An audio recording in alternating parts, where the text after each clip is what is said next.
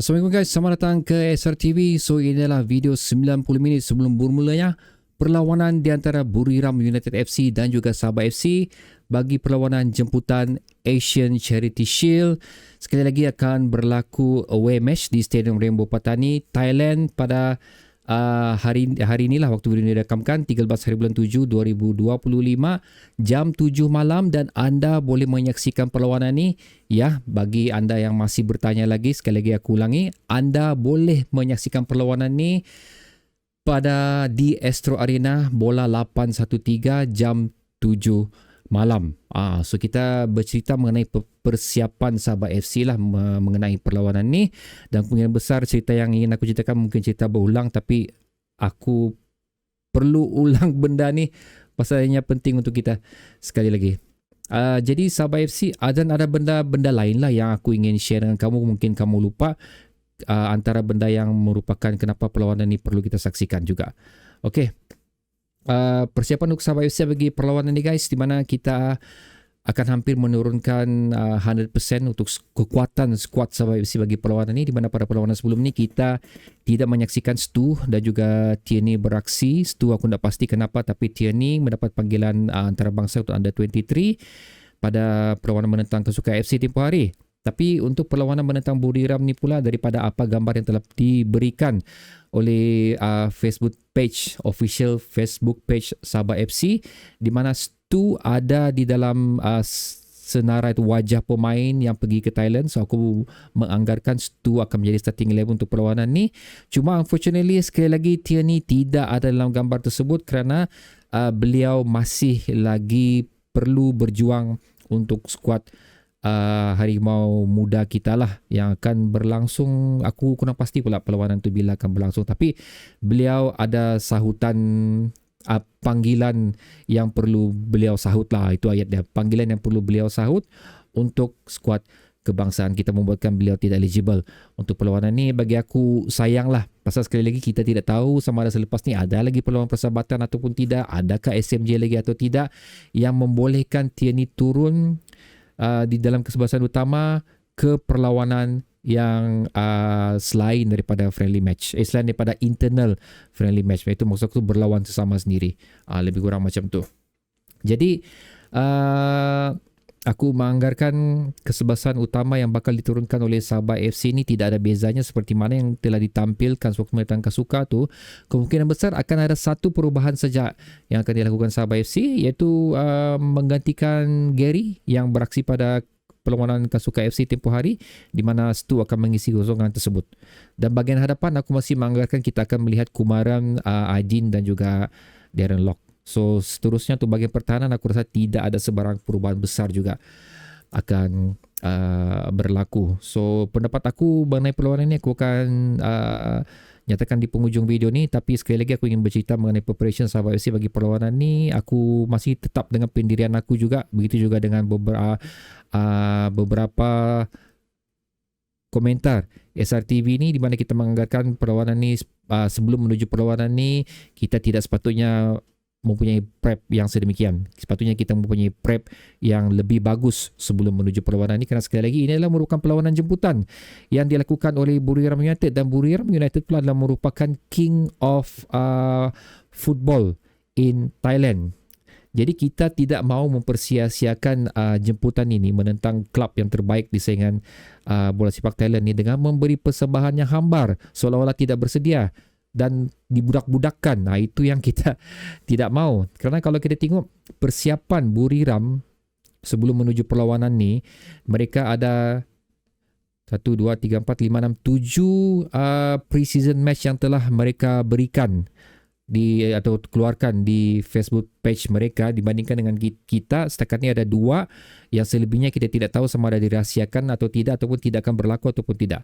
Tapi perlawanan pre-season pertama mereka adalah 13 Julai untuk menentang Sabah FC ni. So cuba kamu lihat di situ, perlawanan pramusim pertama mereka telah melibatkan satu klub yang berkedudukan di tangga ketiga di saingan Liga Super untuk 3 musim berturut-turut, yang menunjukkan di mana level persiapan mereka. Itu yang ingin aku katakan yang berulang. Aku sebenarnya mau beri contoh kepada kamu, tapi aku tidak ada contoh yang terbaik, sehinggalah Buriram mengeluarkan pre-season schedule mereka ni.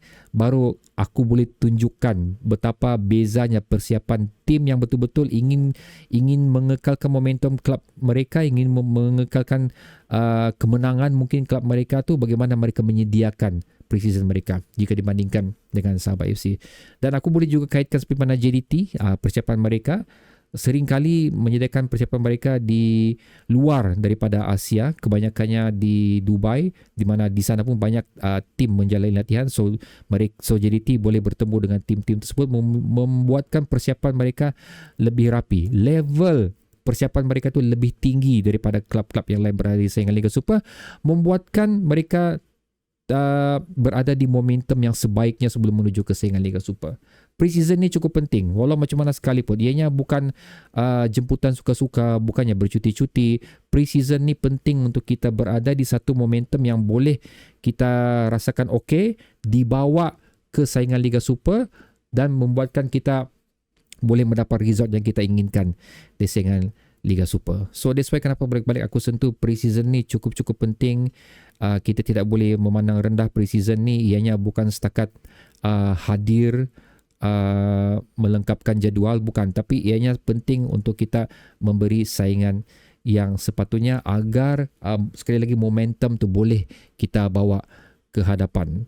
So nanti bilang orang, at least kita boleh banggakan lah kelab kita ni di saingan Liga Super bagus. So kita pun memberi harapan yang boleh kita start saingan Liga Super kalau begini saingan kita di pre-season. Bukan semestinya menang, tapi at least kita memberi persembahan dan saingan yang cukup bagus. So nanti tidaklah ada alasan daripada anda macam bila Sabah FC balik-balik kalah terus tidak mau sokong sudah. Lebih kurang macam tu. So pasal ini memang realitinya lah, based on apa yang aku perhatikan. Sekarang ni memasuk 4 tahun sudah aku cover Sabah FC untuk bola sepak ni, kebanyakannya begitu. Bila result bagus baru ramai, bila result tidak bagus tidak ramai. Tapi kita sendiri menetapkan satu level yang rendah untuk persiapan Sabah FC. Macam mana? Kalau aku mau Sabah FC ni dia punya persiapan ni tinggi. Walaupun kita okeylah, mau cakap Buriram, mau cakap JDT, mereka mempunyai kewangan yang lebih, tapi apa yang aku katakan di sini ialah kita meniru model mereka, mengikut kesesuaian kita. Lebih kurang macam tu. So kita cuba set benda tu tinggi supaya kita boleh mendapat supaya kita boleh target di kedudukan yang lebih bagus. Macam tu. Jangan kita target barang-barang yang ala kadar.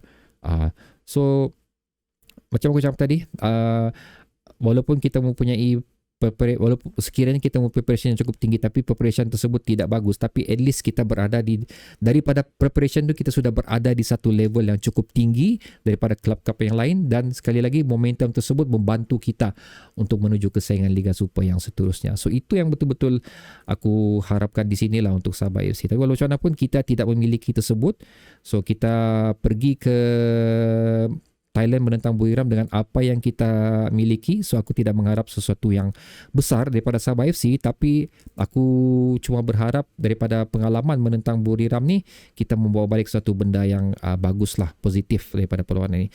Dan untuk perlawanan juga bukan asing untuk Liga Malaysia, kerana pada sebelum ni ada 2 perlawanan terdahulu telah dilakukan pada tahun 2022 menentang Negeri Sembilan. Negeri Sembilan tewas 2-1. Lepas tu pada tahun 2023 kalau aku tak silap, Buriram menentang Kelantan di mana Kelantan tewas 0-7 dan seterusnya Sabah FC.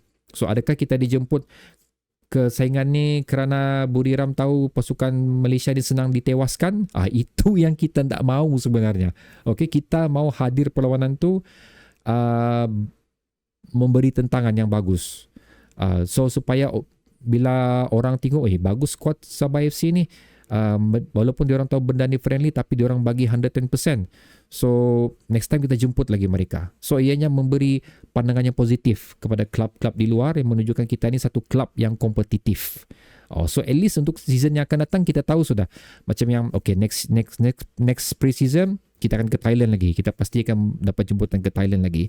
So di sana telah memberikan kita satu perlawanan yang bila orang secara percuma menentang klub yang berada di level yang terbaik untuk kita tentang dan pelajari lah. So itu yang cuba aku sampaikan di sini. Tapi again, itu pendapat aku saja, pendapat aku yang ingin melihat Sabah ni berada di level yang lebih tinggi. Tapi sekiranya anda ingin melihat pre-season ni setakat ala kadar, setakat bercuti, setakat bilang orang mau panas-panas badan saja, itu terpulang pada anda lah. Tapi jangan bising sekiranya result di saingan Liga Super tidak seperti yang kita inginkan. Nah, itu yang aku katakan awal-awal di sinilah.